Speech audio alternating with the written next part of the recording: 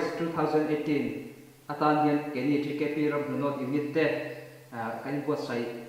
ben pahni narun chuak do na chumi chuan ei kamading kama thu te hi free ben an ni pakhat chaw an ni introduction kan te anga te tampang chakber koreng ha hi din dina ani ni hi keyboardist ani yin he korba ha kama chiam thu hi Jeremy ani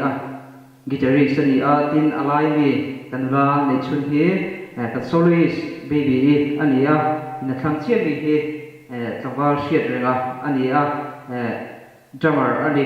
chuan thang ber hi ropara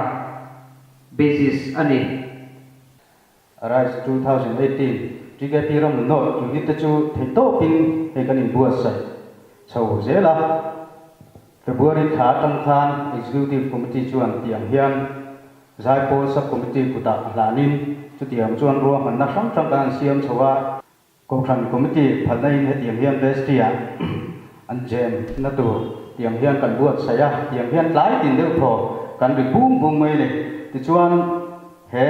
competitional kan tel don hian TKP member mai ba ka Kongkhan nu le par pon min phur puya